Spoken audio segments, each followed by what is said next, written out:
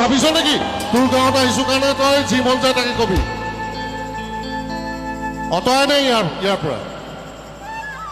ইয়াত কমেণ্ট নিদিবি, অসভ্য।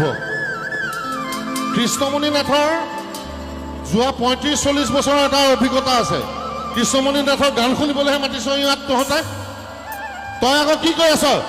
লাইট জ্বলাই দিয়ক। আৰু দুটামান ল'ৰা এইখিনিতে আছে, আলটু ফাল্টু কথা কৈ নাথাকিবি মোৰ লগত। আৰু যদি উল্টা পুল্টা কৰি থাক মই গান নেগাম, ইয়াৰ পৰা গুচি যাম।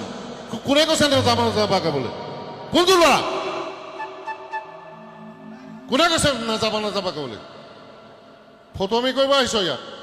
মই ইয়াত তহঁতৰ গান গাম। মই কৃষ্ণমণি নাথসকলক ঠাট্টা মস্কৰা কৰোঁ।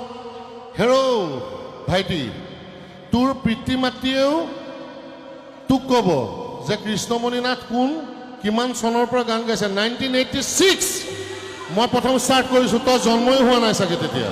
তোৰ মা বাপেৰে ক'ব। তই ভাবিছ নেকি তোৰ গাঁৱত আহিছো কাৰণে তই যি মন যায় তাকে কবি?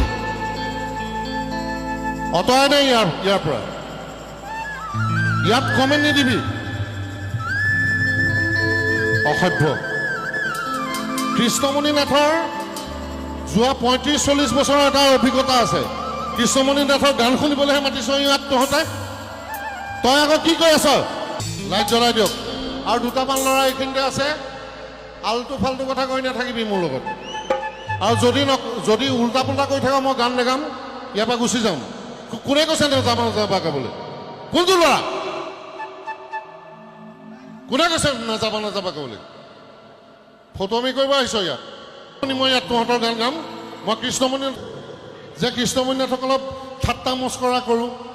হেৰৌ ভাইটি, তোৰ পিতৃ মাতৃয়েও তোক ক'ব যে কৃষ্ণমণি নাথ কোন, কিমান চনৰ পৰা গান গাইছে। 1986 মই প্ৰথম ষ্টাৰ্ট কৰিছোঁ, তই জন্মই হোৱা নাই চাগে তেতিয়া। তোৰ মা বাপেৰে ক'ব।